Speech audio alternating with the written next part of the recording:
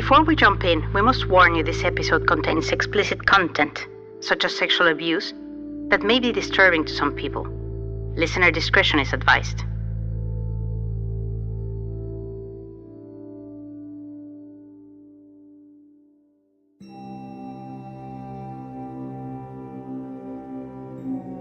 Elisa Flores inherited La Luz del Mundo from her parents.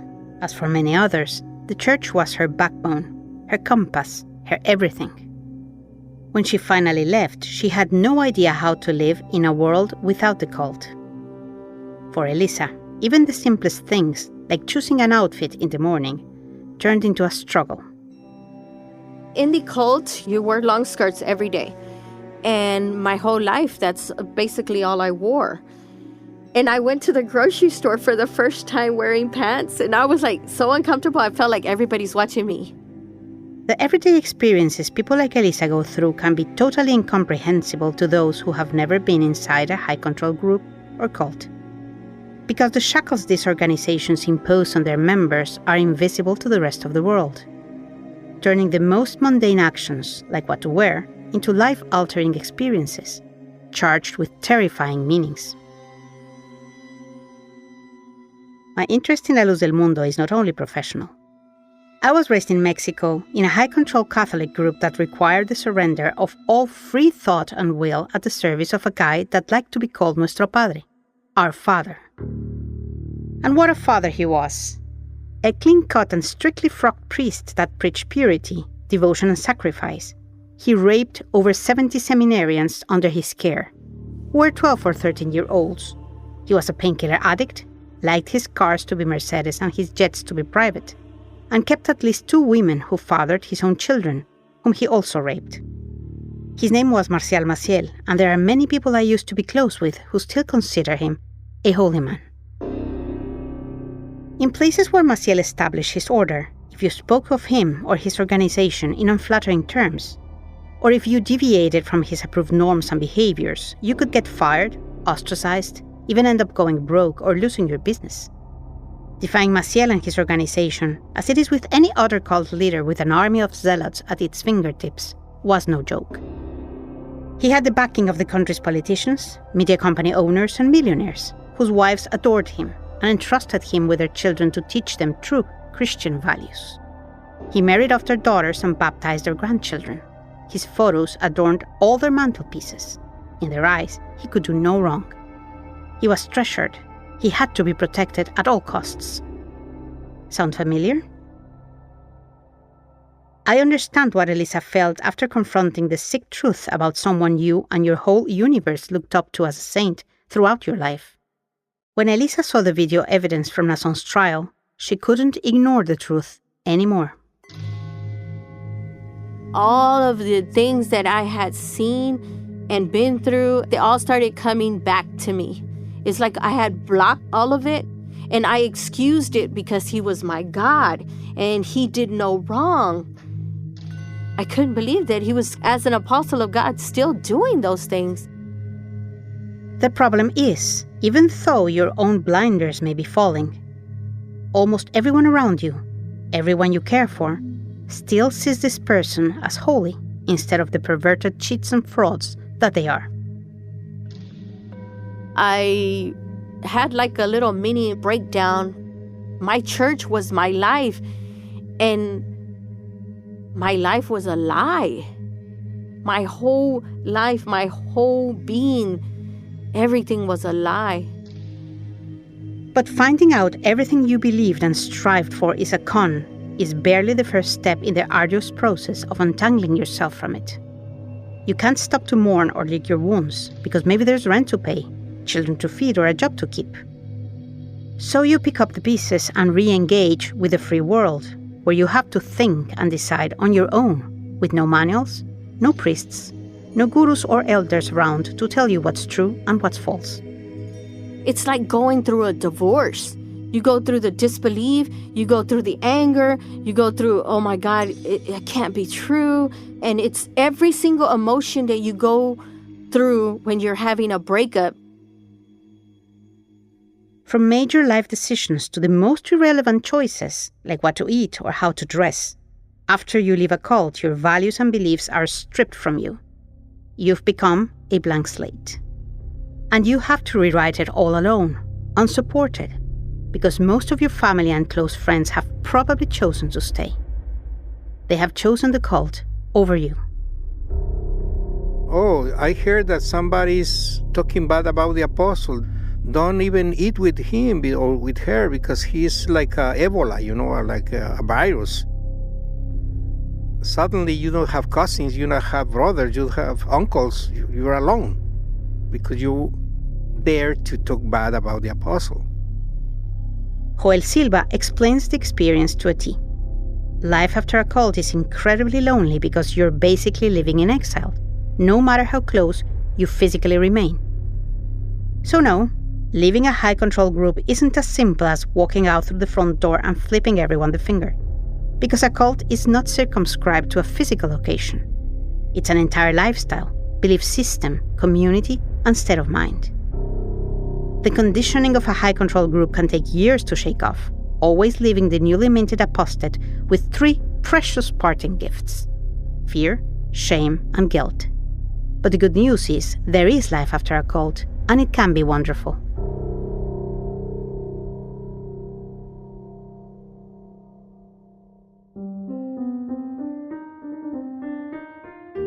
I'm Roberta Garza, and this is our last episode of Sacred Scandal Season 2, Episode 12, Finding the Force Within.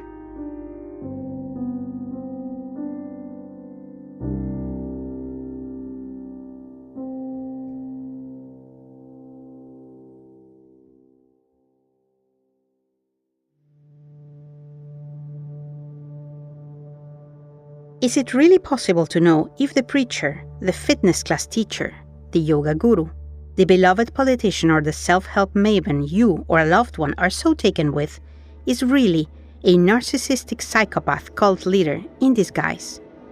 Maybe. There are certainly a number of signs or giveaways that can effectively act as red flags. The very first thing to suss out is how much the group is actually about what they claim to be. Let's say about fitness or spirituality or professional success, instead of about the founder or leader. Diane Ben-Scotter, the cult expert we've met in previous episodes, explains it better. There's usually like a mystique around a leader, that they seem like they are of God, and if other people start repeating that and looking to them for like sacred truth, then there becomes an environment where you feel like if you're not experiencing that, there's something wrong with you. You're not looking hard enough within yourself. Their followers think of them as having the answers, as having the truth, as being connected to God. And so I think oftentimes they begin to believe that about themselves. They start thinking of themselves as godlike, and they don't want to be questioned by anyone because they really like to think of themselves as being the answer to all of life's questions. This is called the cult of personality. Most groups will acknowledge or educate their followers on their founders, or whomever devised their techniques and methods, and that is perfectly normal. But if every class, gathering, or session you attend, you're reminded of the greatness of the fearless leader, of how special, how much better than the normal human he or she is, if there are more tributes and rites around that figure than actual skill set development, or if your mates claim he or she has supernatural abilities, then you might be swerving into cultish territory. Be really concerned if whenever he or she shows up, people swoon, giggle, or show otherwise heightened states of nervousness, anxiety, or euphoria. Because that is designed to be contagious, like teenagers fainting in unison at a rock concert. The main intention is to convince you that the group and its leader are greater, more important than anything or anyone else. What happens when you join a high-control group later in life, you're recruited, that means that you have a loss of your family of origin. This becomes your new family, and there's a grieving that goes on, but you feel like you've met your true family now. Remember how Xochitl Martin's aunt used to make her kiss the apostle's photo every night? how church members display the apostles' portraits prominently in their living spaces. In my school, Maciel's mystical gaze adorned every room, right over the blackboard, bigger than the Christ on the cross next to him. And that's how easy it is for a swindler to become a saint. High control groups, at least for a time, are very good at hiding their toxicity. They present themselves as the opposite of harmful. They are loving, purposeful, and embrace new members with warmth and joy, making them feel special and wanted. This is exactly what happened when Elisa's family found the support they needed to break away from her father's alcoholism. It was in LDM that the Flores found sobriety through a loving community and a clear road to heaven. Or so they thought. You feel like this was the only place that was going to take you to heaven. Only through believing the apostle of God can you go to heaven. Elisa's experience is not exceptional. No sane person just wakes up one morning and says, "Hey, I think I'm going to join a cult." That's why it's so difficult for the average Janes and Joes to understand how or why anyone would fall for this life. Are cult members too ignorant to know better? No, it has nothing to do with knowledge or intelligence. People get into these groups because of emotional vulnerabilities. You know, the ones we all have. Joiners are just longing to be better, more spiritual, happier, to be part of something meaningful and relevant. Because that's what cults usually offer. Yes, it's all lies, but at the very start, it's not exactly obvious. Instead, it sounds comforting, self-assured, and convincing. Xochitl Martin knows this pattern well. That's where the dangers are. Any organization that says they have all the answers and they tell you how to live your life, those are red flags. Diane Ben-Scotter further explains how cults manipulate people's fragilities to prey on them. They're usually people that really care about the world, that care about wanting to make a difference in the world, that want to be the best person that they can be. So there are some cults that are personal growth cults, like Scientology or NXIVM, or there's a variety of those kind of cults that attract people who are looking for personal growth. And then there's people that feel like they want to be closer to God, they want to be more holy, they want a more sacred lifestyle. There's people who are idealistic and just really want peace on earth and really want to find people who are trying to create peace on earth. All you have to do is believe in the leader, and that's such a relief. As you can see, joiners cannot simply be labeled as dumb or gullible. Oftentimes they're good, loving people who are hurting or missing something in their lives that they can't quite find elsewhere. That's why all the encompassing sense of warmth and community cults often showcase in their recruiting acts work so well. I would say that when you grow up in a broken family, if you find a place or you land in a place somehow through destiny of life where they say they give you all the answers and they say they're your only family, or imagine even being born into that society, that community. Soon, that belief system becomes foundational to your sense of self. What happens is that it becomes more than just a belief system, it becomes your identity. You start to think that you have found the most meaningful thing in the world and that your life has enormous value now. Diane's not just talking theory. In the 80s, she escaped a high-control group as a young woman and has dedicated herself to helping people break free from them ever since.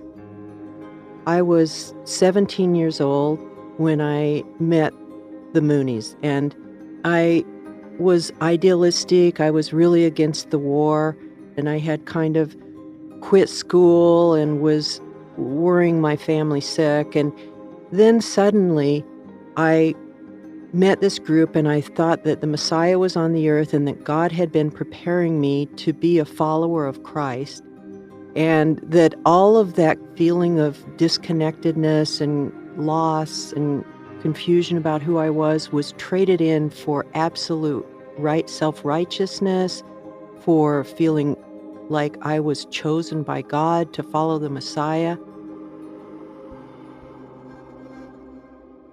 The group Diane joined was called the Unification Church, but nicknamed the Moonies because of their founder's name, Sun Myung Moon. They gained widespread popularity in the US in the 1970s, partially because of their anti-war stance. You don't want to give that up. Plus, you have this community, like-minded people that are constantly reinforcing the belief system, and no one wants to give that up because it feels so good. And so when there's things that are contradictory to that, it's easy to rationalize because they're telling you, well, no one else understands. They don't understand God's will. They don't understand God's way. So it should be clear by now that a common trait in people who get tangled in sticky, culty spiderwebs is that they are vulnerable. They are in crisis, sometimes in desperate need of help. Whether they're seeking comfort in a way that they feel confused about the world around them, or they feel a loss of community or a loss of purpose in their life, or they're depressed for whatever reason, or just looking to use their life in a more valuable way. Those are just human characteristics, but for a predator who is looking to control people, they can take advantage of those characteristics by offering them easy answers to life's hard questions, a community, to offer them a way to feel better about themselves. Once the Kool-Aid has been fully swallowed, the process of isolation begins, and that's when the honeymoon ends. Because the demands of a cult and its narcissistic, overpowering leaders are intense. Little by little, the unconditional love and acceptance from before may now require you to follow certain rules, change some behaviors, or make some sacrifices without questioning any of it. Or you might lose it all. Is your faith not strong enough? Are you not ready? Is your love for the teacher or pastor fake? That's what they will start saying to you.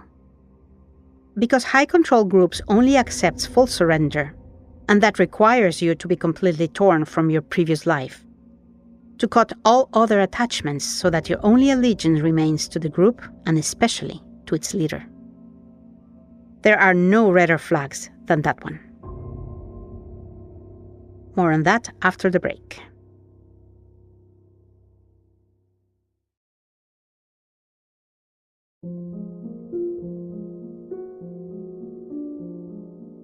At this stage, the game of us versus them starts slowly and stealthily. It is not unusual that loved ones begin asking why you're spending so much time with your new friends, why you have stopped coming around or quit your good job, why you have changed the way you dress, or any of the other small things the cult will gradually ask you to give up on their behalf. To someone who's starting to grow into a cult mentality, these concerned questions will often feel like direct attacks or accusations. Because that's what you would have been fed, that those people, the others, what you call your friends and family, don't understand your talents, your mission, your gifts, that they are dragging you, that you must get rid of them in order to reach your full potential. Over and over, they would stress that the only people who truly understand you are your leaders and brothers in the cult. And that's when the abuse starts in earnest, because by then, you have nowhere left to run. Isolation is oftentimes a part of a high control group, and when that happens, you can have absolute control over people. You control what they eat, control how much they sleep, how they pray, and they begin to control their own thoughts and emotions in this environment. There's us and there's them. And so you begin to feel like if you go outside of the group, you don't fit in anymore. There's like a cognitive dissonance that happens outside of the group because it becomes so much your entire world. So much so that it feels when you go home to family members that aren't part of the group, you feel like you don't fit in. You have to get back to the group where your comfort zone is as soon as possible. I remember when I was a young girl of 14, I was convinced by Maciel to leave home and join full-time what the order called their consecrated women. Think of those as nuns, but their vows were not made to the Vatican or to the Pope, but to Maciel's order alone. I felt ecstatic to be chosen directly by this most holy man, But there was a problem. I had to wait until I was an adult, so my parents couldn't object to losing another child to his group. So he asked me not to tell my family any of it, because they wouldn't understand God's will as he, Mary the Virgin, and I did. He ended by instructing me that while I waited to turn 18, I should dress more modestly, stop going out to parties, and to avoid all TV, magazines, and movies. But it was 1980, and The Empire Strikes Back had just been released. So I did the math. The next episode of the saga, The Return of the Jedi, wouldn't see the light of day until 3 or 4 years later. And what if it was too late? What if by then I had already surrendered myself, as one of my sisters had done before me, to one of the communal houses Maciel's women entered, never again to leave unattended or unshackled? Elisa recalls a similar moment as a child inside LLDM. When I was young, probably about 10 years old, I was in school and all of the girls had their ears pierced and I didn't. And I went to my dad and I said, I want to get my ears pierced. And he's like, no, mija, we don't do those things. It's against God. And I'm like, what? Why? And so he took me to the minister. The minister was not on Elisa's side.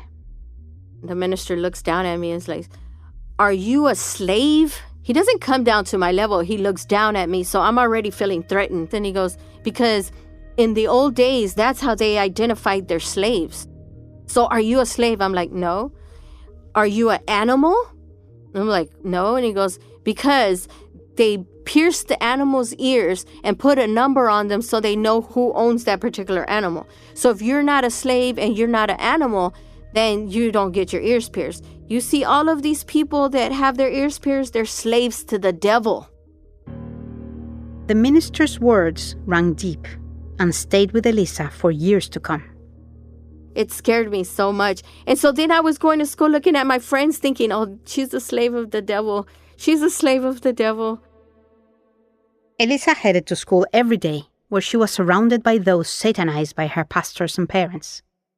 LLDM made sure the cute earrings on her favorite teachers and on her little friends reminded Elisa how everyone outside her community was so sinful and corrupt, and how lucky she was to be among the apostles' flock.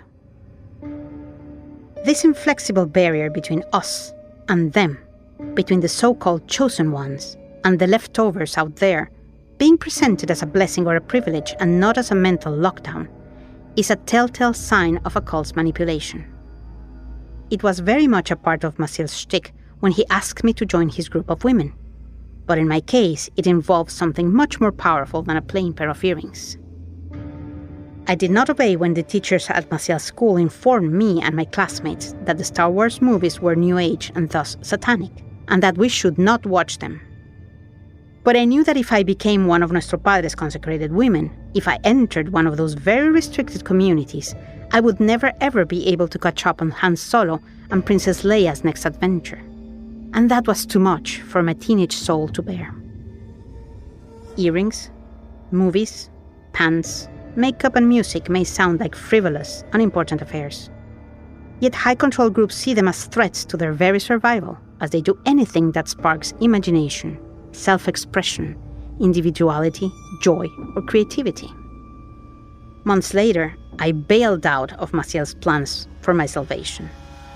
He wasn't happy, and accused me of being rebellious and selfish. I guess he found my lack of faith disturbing.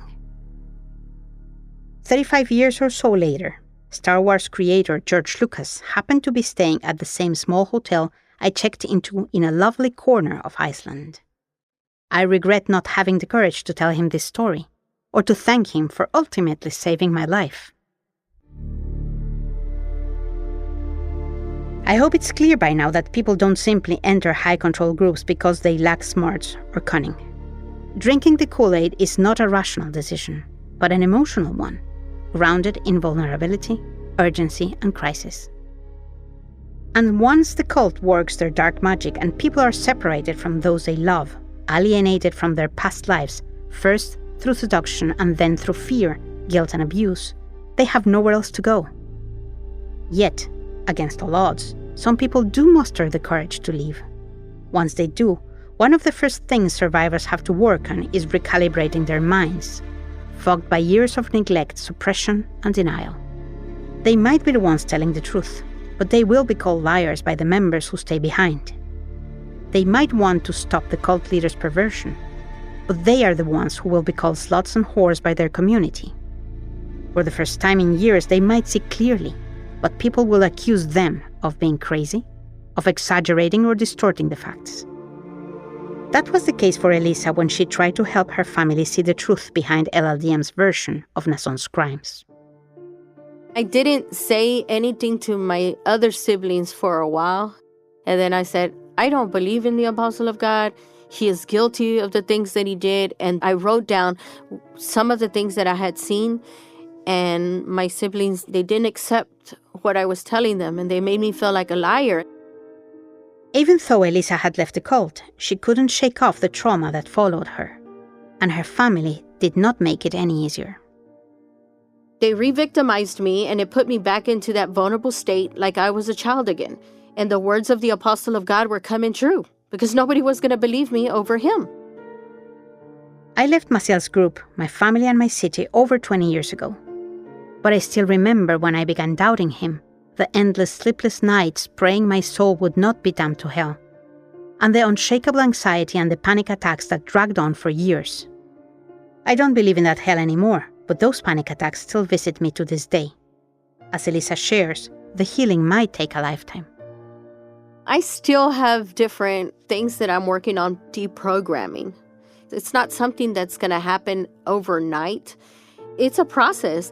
I'm still working on that, and I'm still working on myself. I'm still working on healing and realizing that that marriage that I had to the cult is no longer. People who leave cults have to contend with the fact that the darkness they're trying to leave behind is not gone after they depart. It stays alive and well, eating up their fellow members. A predatory leader like Nazon Joaquin Garcia can hold disturbing amounts of power, cast out in wide nets before it wanes. Nevertheless, when Xochitl Martin was told Nazon had been arrested, she was elated. We did have tacos that night. We went to go celebrate. We were all very excited. My husband was ecstatic. But as consequential as it was, she knew the arrest was only a weakening blow to LLDM's powerful organization. But me particularly, I felt like, no, this is just one. We need to focus on the rest now. Nazon is currently serving his 16-year sentence. Temple attendance has definitely dropped, but LLDM has adapted to the challenges. They have successfully remade the apostle into a martyr, and his designated substitutes firmly rule the church in his name. They're very much still powerful within the organization hierarchy, and that means that they have the ties to the government and political officials and government officials of Mexico. With or without Nazon, LLDM continues to hold sway over their communities with the same iron grip, as if nothing had happened. But things did happen. Awful things. More on this after the break.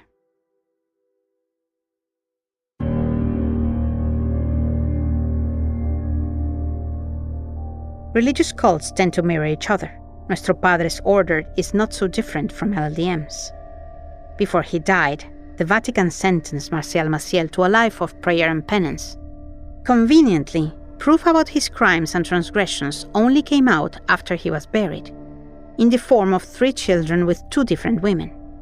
For anyone doing the math, that's 3 children too many for any forcefully celibate Catholic priest. And yet, the organization he founded is still alive, diminished, maybe, but ruled by the founder's very same accomplices and enablers.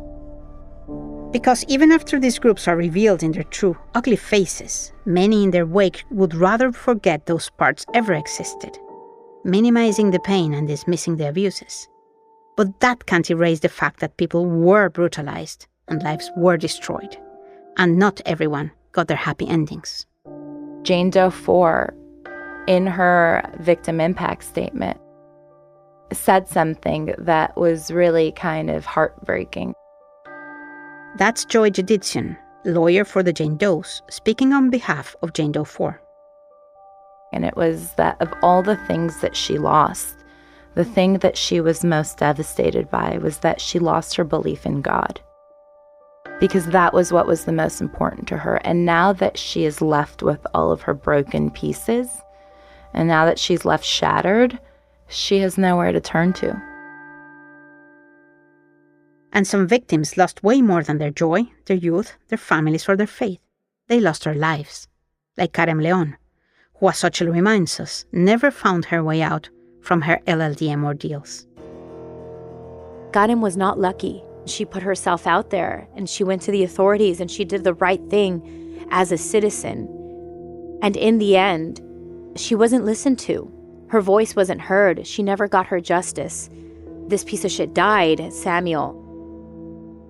And he did the most disgusting crimes and committed the most disgusting crimes upon children and women. And Karen was one of these victims, and she was not heard. Every day there are people out there trying to break free from high control groups and other types of destructive, abusive relationships. They weigh the odds, the struggles to come. They might feel tired to their bones, and they might remember those that didn't make it, and maybe think there's no way out. But like Elisa shares, there is. There is life outside of the cult. And everything that we were told that our cars would break, our kids would get sick, all of those things are not true. You can still be happy. People are like, if you get out of the cult, you're going to be miserable. You're going to be on drugs. You're going to become an alcoholic. I'm none of those things. We were always taught good citizens make good Christians. Well, I'm going to tell you something. Good hearts and good people are what make good citizens, not Christians, not religion. The first danger for regular folks is to assume that as they themselves are good, smart people, these horrors would never happen to them. But falling prey to a cult can happen to anyone. Xochitl Martin knows this firsthand. Destructive cults, they're everywhere. And you don't know you're in a cult. And that's the danger of what these organizations do. And so when you destruct the mind,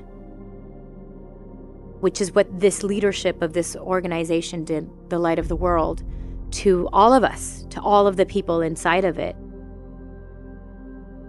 There's a reason it takes so long for cult survivors to break free, if they ever do. So just imagine the kind of strength a victim has to muster when a district attorney or judge asks them to revisit their darkest days and give public testimony, to expose themselves all over again to the hate and harassment they thought was behind them, that they might have even managed to avoid. Elisa asks us to have a little patience for those still in the path. It takes a while for us to get out of that, if we can get out, because there's a lot of people that can't get out. It takes a lot for a person to doubt their faith, to question their faith. But just be patient with the person that has been in a cult, because it takes a long time to heal what was done to them. The different traumas, the different coercions, the different manipulations that we have gone through, it's not going to be something that's healed overnight, because your patience and your love is needed. You can't leave us alone, because if we don't have that support, so many have lost their lives because they don't have that support. And a lot of us, we didn't know any better. A lot of us thought that this is the way that life is, or the life was supposed to be, that we were born into this and this was our God. Please be patient with us. Please understand that we're not doing things out of spite or out of evil or just to be mean, that we're deprogramming, but we have to do it in our own way and our own time. There is hope for those looking to get out from a controlling environment, be it LLDM or otherwise. There is help. If you're a victim of a cult, you are not alone. Xochitl Martin champions a group called Survivors.org that helps people share resources and build critical momentum for activism against sexual predators.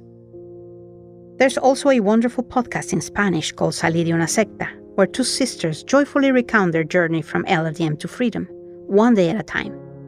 Outside LLDM, Sarah Edmondson, an NXIVM survivor, has another podcast called A Little Bit Culty, where she and her expert guests explore how people get ensnared, how to get out, and how to survive the experience. Our resident expert, Diane Ben-Scotter, founded Antidote, an organization that fights for education and awareness against high control groups in public policy. And the Lalich Center in California offers meetups and courses centered on coping with the trauma left behind by high control groups. And those are just a few.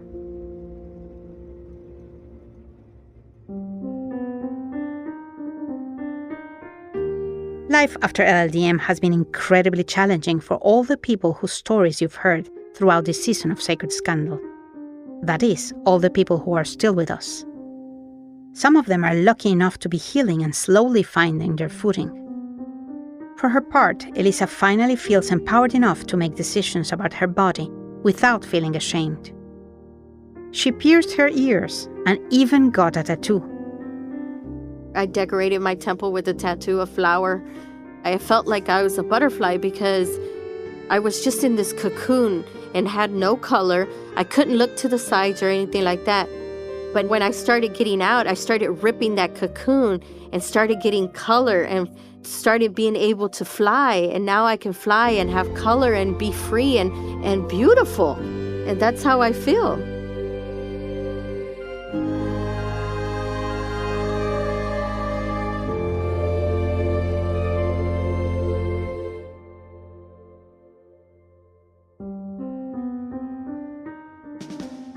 Sacred Scandal, La Luz del Mundo is a production of Exile Content Studio in partnership with iHeart's My Cultura podcast network and is hosted by me, Roberta Garza. Produced by Sabine Jansen with the help of Stella Emmett, Reynolds Gutierrez, and Ana Isabel Octavio. Written by myself with help from Maribel Quesada Smith. Researched by Roberta Garza with help from Reynolds Gutierrez. Additional reporting by Florencia González Guerra Garcia. Engineering by Hugo Mendoza and Sabine Jansen. Sound design by Pachi Quiñones. Original music by Patrick Hart. Edited by Ryder Alsop, Rose Reed, and Maribel Quesada Smith. Executive producers are Rose Reed, Carmen Graterol, Isaac Lee, and Nando Villa. Daniel Bautista oversees audio at Exile Content Studio. Our executive producers at iHeart are Giselle Vances and Arlene Santana. Sacred Scandal was created by Melanie Bartley and Paula Barros. Special thanks to Monk Music Studio. For more podcasts, go to the iHeartRadio app or anywhere you listen to your favorite podcasts.